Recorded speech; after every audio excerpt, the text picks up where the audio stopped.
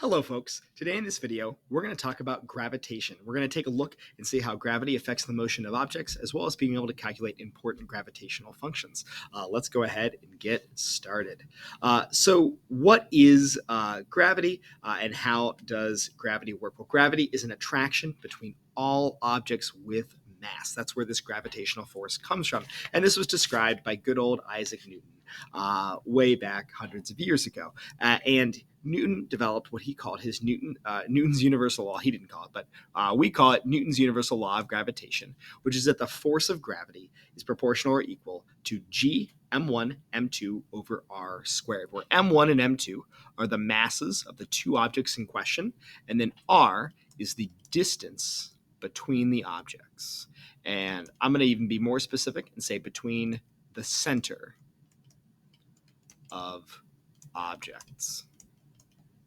So Newton's universal law of gravitation shows us that every two objects will exert a force on one another, and this force acts over any distance. Every object in the universe attracts every other object in the universe. So this distance on the bottom scales with r squared. And so all that means is that once you get fairly far apart from one another, this force will vanish and go toward zero. Now, this large capital G here is the universal gravitational constant. It kind of sets the strength or the size of the gravitational force. And you'll notice it is very small. It is 6.67 times 10 to the minus 11th Newton meters squared per kilogram squared. So what you'll notice is that gravity is a very weak force. We, for most objects that we see in our daily lives, don't experience them attracting one another through the force of gravity, even though they do. It's just that this gravitational constant is so small, you would never notice the force of attraction between, two chairs in your room or any other two objects that you can see. This typically only works in the size, of course, of planets or other very large objects in our universe. So let's take a look at a few examples of how to calculate it. I first want to give a try to calculating how the force between two everyday objects would be. The force of gravity between just two cats that are sitting on a couch. So if you have your two cats, if you want to calculate the force of gravity between them, of course, you'd use g m1 m2 over r squared. G is 6.67 times 10 to the minus 11th Newton meters squared per kilogram squared. Our two cats both have a mass of 10 kilograms, so we'll go ahead and plug that in. And then lastly, the distance between my cats is just 2.5 meters. And do not forget the most important thing, which is to square the distance on the bottom. When you do that, I get a force of 1.07 times 10 to the minus 9th newtons. This is so small. So those cats do attract each other, even as much as they seem like they hate each other. They do attract each other. It's just very, very, very, very, very, very small. You would never notice or probably even be able to measure this force using everyday lab equipment. But on the size of planets, you would notice it. So in our solar system, the two largest objects are the Sun and Jupiter. Sun has a mass of that large number, times 10 to the 30th kilograms, and Jupiter is 1,000 times smaller, 27th kilograms, but still very, very large. And then we've got the distance between Jupiter and the Sun, which is no joke, 7.79 times 10 to the 11th meters. That's a long distance. But even over that large distance, we can see how strong the force of gravity is if we go ahead and plug it in to that same equation. Gm1 m2 over r squared. I use 6.67 times 10 to the minus 11th Newton meters squared per kilogram squared. For my two masses, you've got the mass of the Sun, 1.99 times 10 to the 30th kilograms. And obviously it doesn't matter which one you use as M1 and which one you use as M2. Plug those in, and on the bottom, 7.79 times 10 to the 11th meters squared. And when I do that, I get the large number 4.16 times 10 to the 23rd newtons, which is obviously a very, very, very large force. And that makes sense for the two largest objects in our universe our solar system to be attracting each other with a great force. Now, one note about this force, we've already sort of learned about this, which is that by Newton's third law, for every force, there's an equal and opposite force. So let's take our Sun and our Jupiter example. I just want to note that this describes the force of attraction between the two objects. That means each object is attracting the other with this same force. So the Sun will be attracted to Jupiter with that force of gravity there, and Jupiter would be attracted by the sun with that exact same amount of force. You might ask, why is it that Jupiter doesn't fall into the sun then? Well, of course, that's because it is falling into the sun. It's just missing all the time because it's also moving. And actually, if you want to be real technical, the sun is also orbiting Jupiter, or at least it's orbiting the center of the Sun-Jupiter system. So that's called a barocenter. We don't need to get involved too much into it, but just note that technically any two objects orbiting each other orbit a point in between them. What's interesting about Sun and Jupiter is that point is actually just slightly outside the surface of the sun, and so technically the sun orbits that point around the Jupiter-Sun system. Okay, so that's the basic. That is the force of gravity. But now what I want to talk about is some ways to apply this and kind of go a little further than just calculating the force due to gravity. The first thing I want to talk about is how do you kind of compare the force of gravity, the strength of this force at different places. What you'll notice is that the force of gravity is a very special type of law, an inverse square law. We see inverse square laws a lot in physics. And what this means is that the force depends on the square of the distance. And it's an inverse square law because that distance squared is on the bottom, not the top. It's an inverse relationship. And so this graph kind of gives you an idea that if you are thinking about an object at a distance of 1, if you were to halve the distance, you would get 4 times the force because you're halving the distance and then squaring that. So that's half gets squared to a fourth, then inverse it, and you get times 4. If you were to double the distance and go out to twice as far away, you would get 1/4 of the force. So that's what an inverse square law does. A square law does. It means that as you change the distance, the effect on the force squares that and inverses it. So if you had a question that said, hey, the force of gravity between the Earth and the moon is some number f, and then I wanted to say, hey, if we took the moon and put it 9 times as far away from the sun, from the Earth, what would the force be then? So we're going to put it. Did I say 9 times? Wow, that's a lot. But we'll say, yeah, we're going to take the distance and multiply the distance by 9 because it's an inverse square law. I always say take the force, you inverse this, so we're going to divide the force and we're going to square that. We'll get 81 times. So the force of gravity 9 times away from where the moon would be is 81 times less. That's why the force of gravity isn't felt between objects really far away from each other, because this force falls off very, very quickly. So that's an inverse square law. The next thing we can talk about is gravitational field strength. This is a framework for thinking about the gravitational force of an object just on space itself, around an object. How do I describe the strength of that gravitational force? Because gravitational force is between 2 objects, right? It's G, M1, M2. You need 2 objects. So how can I describe the gravitational, field around an object without some other mass? So that's what we use a gravitational field for. It's a vector field. Vector field just meaning it has a direction to it that describes the gravitational force applied to an object at a given point in space. It allows me to calculate the strength of that gravity at a particular point. And so you'll see it's given the symbol little g.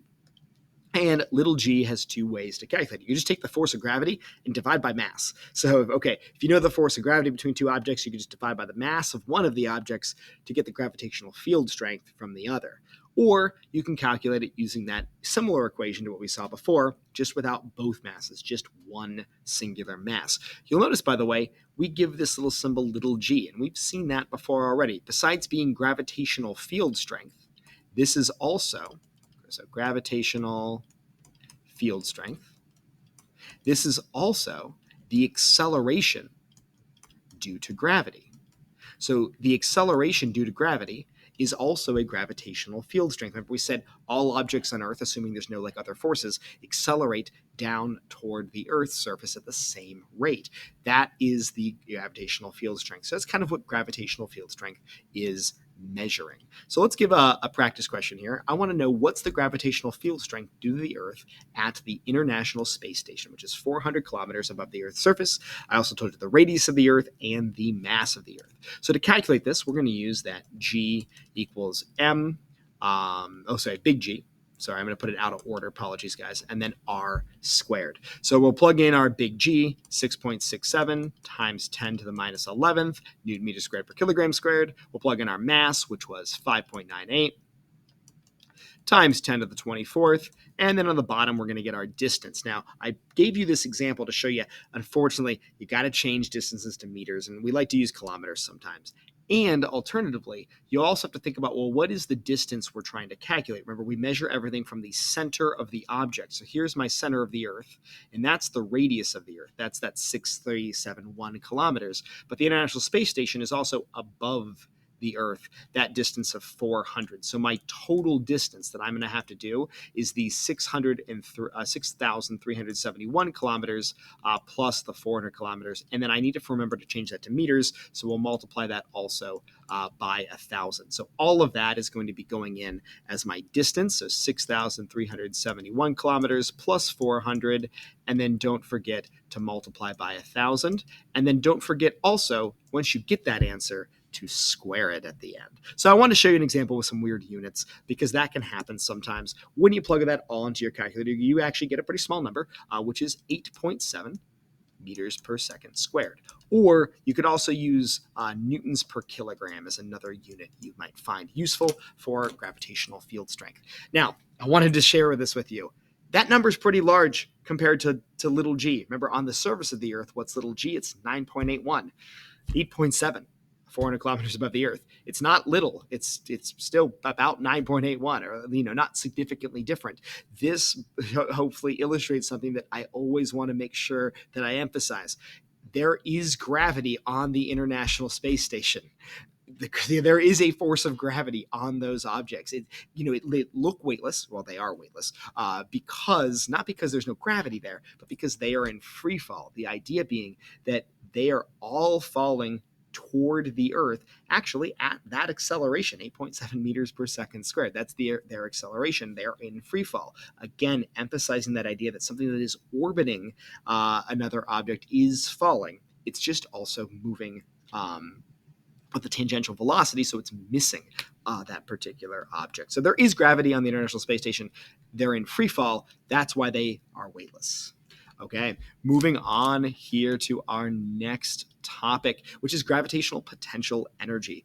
Just like we have forces for most things, we can also describe a potential energy. We've actually talked about gravitational potential energy before, but before we had talked about gravitational potential energy just in a relative sense. We had called it mgh, where you took the force of gravity and multiplied by the difference in height between two things. But now we want to talk about gravitational potential energy in more of an absolute term. And so our new equation for gravitational potential energy is UG equals minus GM1 M2 over R. Now, why is there this negative? And it looks a lot like that force of gravity equation. The big difference is there's no R squared in the bottom.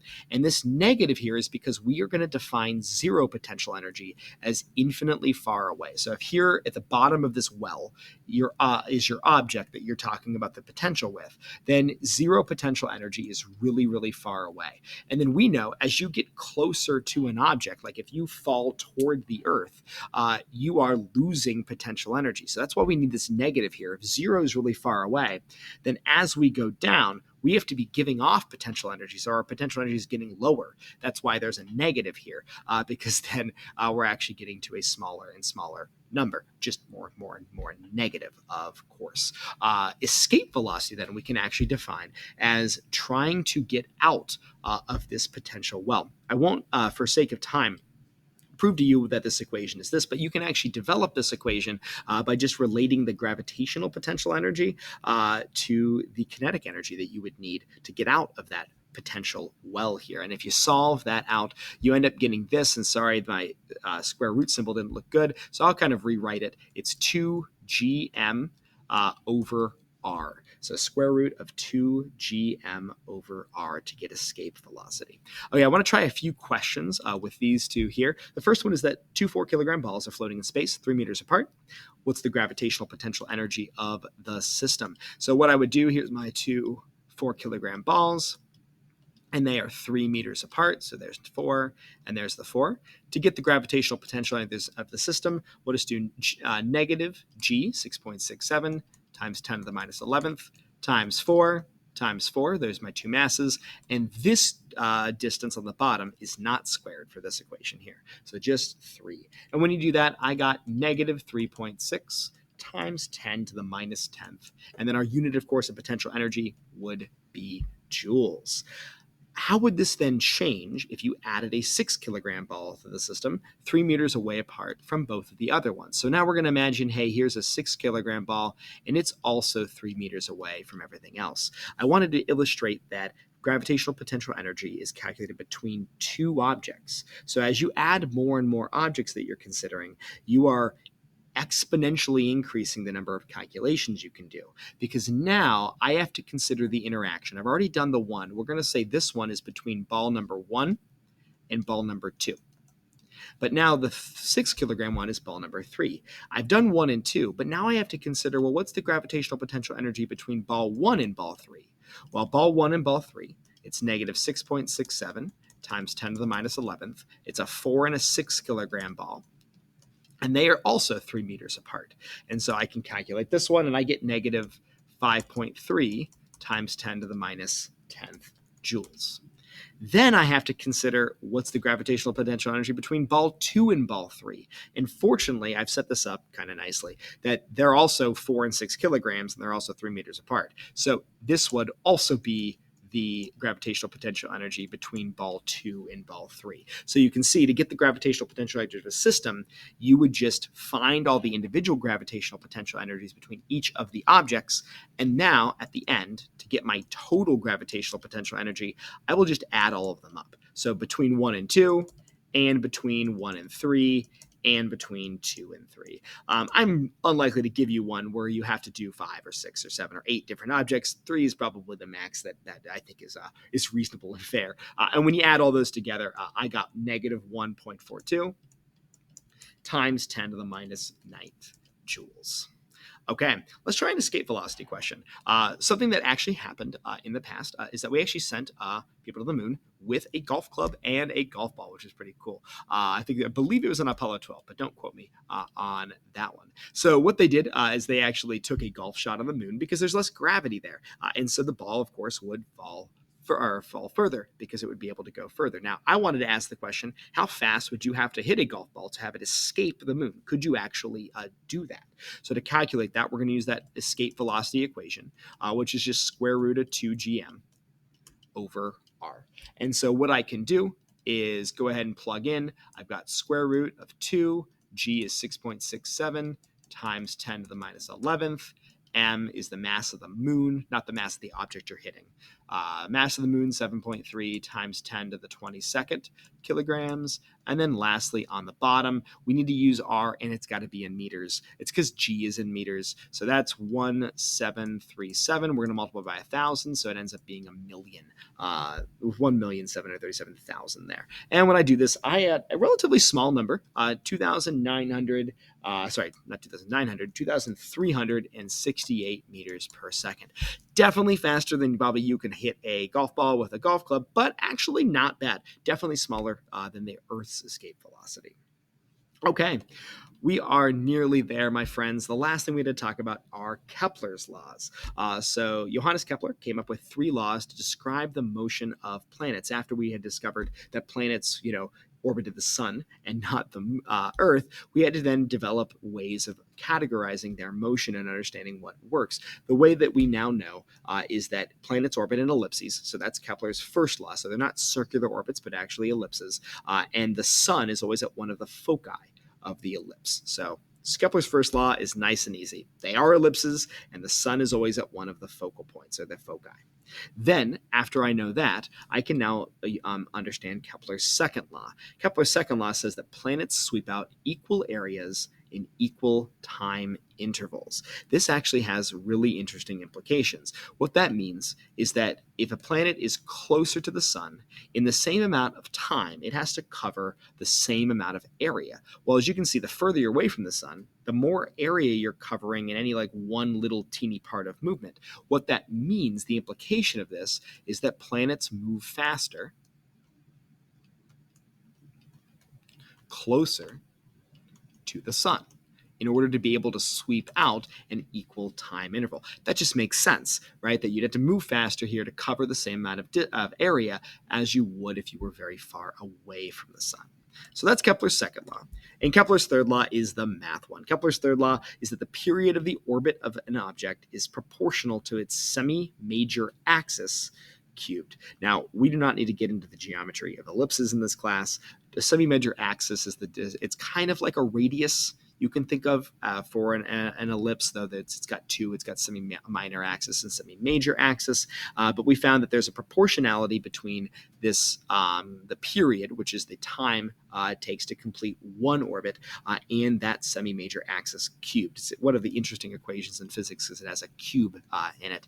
And it's the actual equation, not proportional, is that t squared is equal to 4 pi squared. That just comes from some geometry, divided by that gravitational constant again, coming back, g, divided by the mass of the sun, and then times that semi-major axis cubed. So let's try one of these ones. To do this problem, what you're going to do is you're going to be given simply one of the two variables, t or a, and then have to solve for the other. So here they've given you t. They told you that Pluto's orbital period is 7.82 times 10 to the ninth seconds, and what is the length of its semi-major axis, and it gives you the mass of the sun again. So just like all of these problems, you're going to end up seeing that most gravitational questions have very large numbers. So my apologies for those. We got 7.82 times 10 to the ninth seconds squared.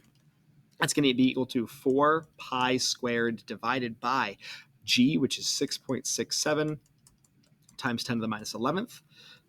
Then the mass of the sun, 1.99 times 10 to the 30th kilograms, and then times a cubed, and a, of course, is what we're looking for, the semi-major axis. When I do that and solve that out, I end up getting 2.97 times 10 to the 9th meters, which is obviously a very large distance, which makes sense for Pluto.